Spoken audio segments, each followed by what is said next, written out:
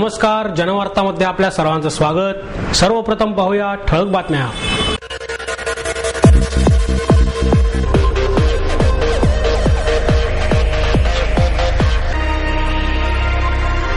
माजी पालिका आयुक्त तसेच सध्या केंद्रात प्रतिनियुक्तीवर असलेल्या जयराज फाटक यांच्या मुंबई, पुणे आणि दिल्लीमधील निवासस्थानांवर आदर्श सोसायटी प्रकरणी केंद्रीय गुन्हे अन्वेषण विभागाने घातले छापे। महाराष्ट्र साहित्य परिषदेच्या पंचवार्षिक निवडणुकीत डॉक्टर माधवी वैद्य यांनी हजारांवर मते मिळवून केला डॉक्टर वि.वा. देशपांडे यांचा पराभव। महापालिकेच्या जगात विभागाला यंदाच्या आर्थिक वर्षात 1010 कोटी रुपयांचे मिळाले रेकॉर्ड ब्रेक उत्पन्न। फुगेवाडीत टँकरमधून गॅस गळती झाल्यामुळे 2.5 तास झाला वाहतुकीचा खोळंबा। राजस्थानातून पुण्यामध्ये अफू विक्रीसाठी आलेल्या व्यक्तीस अंमली पदार्थ विरोधी पथकाने केली सापळा रचून अटक। हडपसर येथील टाटा मोटर्सच्या नॅशनल ऑटो व्हील्स या अद्ययावत शोरूमचे उद्घाटन टाटा मोटर्सचे व्हाईस प्रेसिडेंट राधाकृष्णन यांच्या हस्ते संपन्न। आणि पुणे महानगरपालिकेतील भ्रष्टाचाराविरोधात लढा देणारे नगरसेवक नितीन जगताप यांचे महापालिका आयुक्त कार्यालयाबाहेर झोपाकाढा आंदोलन। माजी पालिका आयुक्त आणि सध्या केंद्रात प्रतिनियुक्तीवर असलेल्या जयराज फाटक यांच्या मुंबई, पुणे आणि दिल्ली येथील निवासस्थानांवर आदर्श सोसायटी प्रकरणी केंद्रीय गुन्हे अन्वेषण शाखेने छापे घातले। या छाप्यात फाटक कुटुंबियांच्या नावे मुंबईत 5 फ्लॅट आणि निगडी येथे आलिशान बंगला तसेच 50 लाखांची गुंतवणूक असल्याचे उघडकीस आले आहे। याशिवाय 27 बँक खात्यांची माहितीही सीबीआयला मिळाली आहे। मुंबई महापालिकेचे आयुक्त आणि उंच इमारतींना परवानगी देण्याबाबत नेमण्यात आलेल्या समितीचे अध्यक्ष या नात्याने 2007 ते 2009 या काळात फाटक यांनी आदर्श इमारतीवर मजले वाढवण्याची फाईल मंजूर केल्याचा त्यांच्यावर मुख्य आरोप आहे। 1 सप्टेंबर 2007 रोजी त्यांनी या इमारतीची उंची 97 मीटरवरून 107 मीटर इतकी वाढवण्याची परवानगी दिली होती। या मोबदल्यात त्यांचा मुलगा कनिष्क याला आदर्शमध्ये सभासदत्व मिळाले होते। केंद्रीय ऊर्जा खात्यात अतिरिक्त सचिव असलेल्या फाटक यांच्यावरील कारवाईसाठी सीबीआयने मंजुरी मागितली होती। याबाबतची मंजुरी मिळाल्यानंतर सीबीआयने कारवाई सुरू केली। या कारवाई अंतर्गत फाटक यांच्या वांद्रे, पुणे येथील निवासस्थानी तसेच दिल्लीतील कार्यालय आणि निवासस्थानी धाडी टाकण्यात आल्या। या छाप्यात फाटक कुटुंबियांच्या नावे असलेल्या विविध बँकेतील 4 लॉकरच्या चाव्याही सीबीआयने ताब्यात घेतल्या आहेत। याशिवाय काही कागदपत्रेही हस्तगत केली आहेत। लॅपटॉप तसेच हार्ड डिस्क न्यायवैद्यक प्रयोगशाळेत तपासणीसाठी पाठवण्यात आल्या आहेत, असेही सीबीआय सूत्रांनी स्पष्ट केले। महाराष्ट्र साहित्य परिषदेच्या पंचवार्षिक निवडणुकीत डॉक्टर माधवी वैद्य यांनी हजारांवर मते मिळवून डॉक्टर वि.वा. देशपांडे यांचा पराभव केला। साहित्य परिषदेच्या इतिहासात कार्याध्यक्ष म्हणून निवडून आलेल्या त्या पहिल्या महिला आहेत। तर विद्यमान कोषाध्यक्ष ह.ल. निपुणगेही पराभूत झाले असून सुनील महाजन तर प्रमुख कार्यवाहपदी प्राध्यापक मिलिंद जोशी निवडून आले आहेत।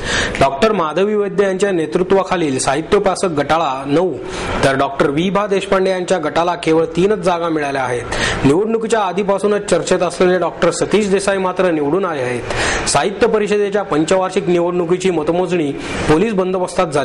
निवडणूक प्रक्रिया जाहीर झाल्यापासून साहित्य परिषदेचा विषय चर्चेचा झाला होता। विद्यमान पदाधिकाऱ्यांच्या गटात फूट पडल्यामुळे या निवडणुकीला अधिक महत्त्व आले होते। त्यातच साहित्य संमेलनाच्या 82 लाखांचा मुद्दाही महत्त्वाचा ठरला होता।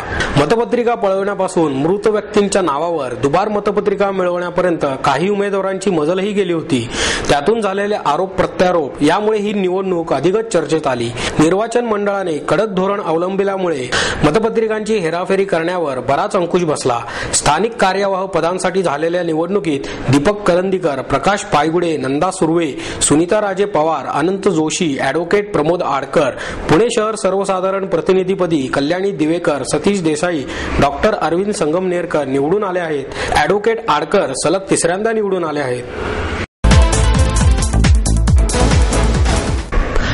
महापालिकेच्या जकात विभागाला यंदाच्या आर्थिक वर्षात 1010 कोटी रुपयांचे रेकॉर्ड ब्रेक उत्पन्न मिळाले। या विभागाने प्रथमच दिलेल्या उद्दिष्टापेक्षा जास्त उत्पन्न मिळवले आहे। गेल्या वर्षीच्या तुलनेत हे उत्पन्न तब्बल 400 कोटींनी जास्त आहे। जकात विभागाचे प्रमुख हेमंत निकम यांनी पत्रकार परिषदेत ही माहिती दिली। जकात विभागाला 2010 आणि 11 या आर्थिक वर्षात 981 कोटींचे जकातीचे उद्दिष्ट देण्यात आले होते, पण हे उद्दिष्ट जकात विभागाने पूर्ण करून आजपर्यंत 1010 कोटी रुपयांच्या उत्पन्नाचा टप्पा पार केला आहे। आर्थिक वर्ष संपण्यास 15 दिवस बाकी असून त्यात अधिक 60 कोटी उत्पन्न मिळण्याची शक्यता आहे। त्यामुळे या आर्थिक वर्षात जकात विभागाला 1070 कोटींचे उत्पन्न मिळणार आहे।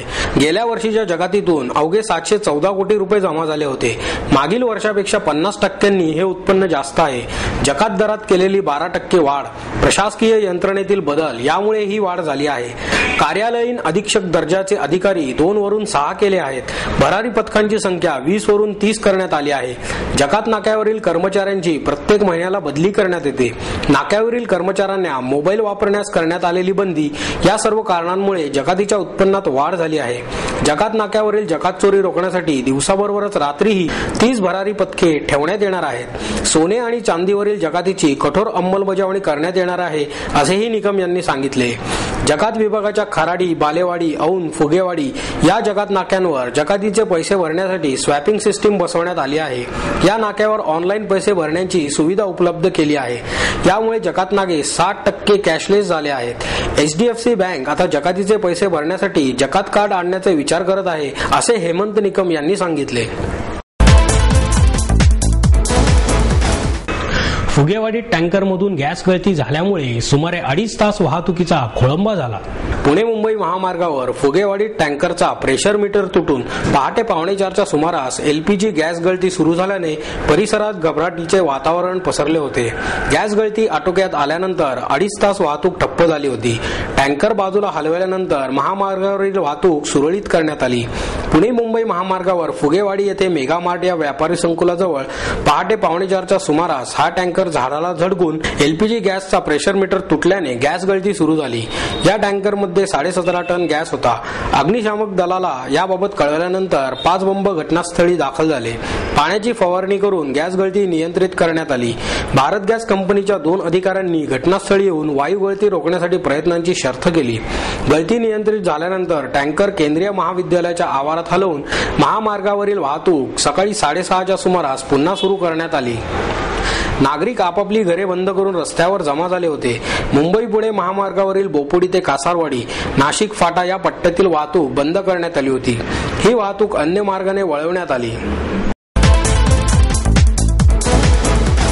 राजस्थानातून पुण्यामध्ये अफू विक्रीसाठी आलेल्या व्यक्तीस अंमली पदार्थ विरोधी पथकाने सापळा रचून अटक केली। या व्यक्तीकडून 5,83,000 रुपयांची 4 किलो अफू जप्त करण्यात आली। ओम प्रकाश गोपाराम बिश्नोई असे अटक करण्यात आलेल्या व्यक्तीचे नाव आहे। अंमली पदार्थ विरोधी पथकातील पोलीस कर्मचारी स्वारगेट, कोंढवा आणि कात्रज परिसरात गस्त घालत असताना प्रदीप शिंदे यांना राजस्थानची एक व्यक्ती पुण्यात अफू घेऊन येणार असल्याची माहिती मिळाली। त्यानुसार अपर पोलीस आयुक्त अनंत शिंदे, पोलीस उपायुक्त राजेंद्र डहाळे, सहाय्यक पोलीस आयुक्त पुष्पा देशमुख यांच्या मार्गदर्शनाखाली पोलीस निरीक्षक सतीश देवरे यांच्या पथकाने मार्केट यार्ड परिसरात सापळा रचला। गंगाधामकडे जाणाऱ्या रस्त्यावर गेट क्रमांक 10 जवळ असलेल्या महेंद्र अँड राणेच्या ट्रॅव्हलच्या कार्यालयासमोर बिश्नोईला पकडण्यात आले। त्याच्याकडील 4 किलो 600 ग्रॅमची अफू जप्त करण्यात आली। आरोपी हा मूळचा राजस्थानातील लुणी जिल्ह्यातील खुडाळा गावचा रहिवासी आहे। त्याने मार्केट यार्ड परिसरात एका व्यक्तीस अफू विकण्यासाठी आणली होती। त्याच्यावर राजस्थानातील झवर पोलीस ठाण्यात 1998 साली अंमली पदार्थ विक्री प्रकरणी गुन्हा दाखल झाला आहे। या प्रकरणात त्याला 18 महिने कैदेची शिक्षाही झाली होती। या कारवाईत पोलीस निरीक्षक सतीश देवरे, उपनिरीक्षक बाजीराव पाटील, पोलीस कर्मचारी प्रदीप शिंदे, अशोक गाटे, दत्तात्रय निकम यांनी भाग घेतला होता। प्रदीप शिंदे म्हणून कॉन्स्टेबल आहे। त्याला एक इन्फॉर्मेशन मिळाली होती की मार्केटजवळ एक राजस्थानचा माणूस अफू घेऊन विकण्यासाठी येणार आहे। त्याप्रमाणे मी मार्केट यार्ड परिसरामध्ये ट्रॅप लावला होता आणि सकाळी 11:30च्या सुमारास तो त्या ठिकाणी आला आणि आल्यानंतर मग त्याला आम्ही पकडल्यानंतर आम्ही त्याची सर्च घेतली। सर्चमध्ये त्याच्याकडे 4 किलो 600 ग्रॅम अफू मिळून आली। त्या अफूची किंमत बाजारामध्ये जवळजवळ 5,80,000 एवढी किंमत आहे। त्याच्याविरुद्ध आम्ही स्वारगेट पोलीस स्टेशनला गुन्हा दाखल केलेला आहे आणि त्याला अटक केलेली आहे। आता त्याचा आम्ही शोध घेतोय, त्यांनी कुठनं आणली आहे आणि तो इथे पुण्यामध्ये कुणाला विकणार होतो। तर ते उद्या PC घेऊन, पोलीस कस्टडी घेऊन आम्ही तो पुढचा तपास करणार। असेल, आपण होळीनिमित्त काही विशेष प्रिकॉशन्स घेतले? होळीनिमित्त आम्ही आता जे काही संशयित ठिकाणी ज्या ठिकाणी हे विकलं जातं, असं अंमली पदार्थ विकले जातात, त्या ठिकाणी आमचं आता पेट्रोलिंग चालू आहे साध्या विषयातलं. तसंच आमच्याकडे एक डॉग आहे, जो कुत्रा आहे, जो अंमली पदार्थाचा शोध घेतो. तर त्याच्यामार्फत आम्ही ज्या ठिकाणी असे जे संशयित ठिकाण आहेत ते चेक करणार आहोत, त्या ठिकाणी पेट्रोलिंग करणार आहोत. आणि जे रेकॉर्डवरचे आमचे काही गुन्हेगार आहेत, जे या धंद्यामध्ये गुंतलेले आहेत, तर त्यांच्यावर पण आम्ही त्यांची घराची झडती घेणे किंवा त्यांना आणून त्यांच्यात विचारपूस करणे अशी आम्ही कारवाई सुरू करणार आहोत. तसंच ज्या ठिकाणी होळी मोठ्या प्रमाणात खेळली जाते, तर त्या ठिकाणी सुद्धा आमच्या साध्या वेशातले कर्मचारी आणि तसंच पोलीस स्टेशनचे पण कर्मचारी यांचा आम्ही बंदोबस्त लावणार आहोत. हडपसर येथील टाटा मोटर्सच्या नॅशनल ऑटो व्हील्स या अद्ययावत शोरूमचे उद्घाटन टाटा मोटर्सचे व्हाईस प्रेसिडेंट राधाकृष्णन यांच्या हस्ते करण्यात आले. हडपसर परिसरात सर्वसामान्यांना परवडेल अशा नॅनो कार आणि त्याचबरोबर आलिशान कार खरेदी करणारा ग्राहकही आहे.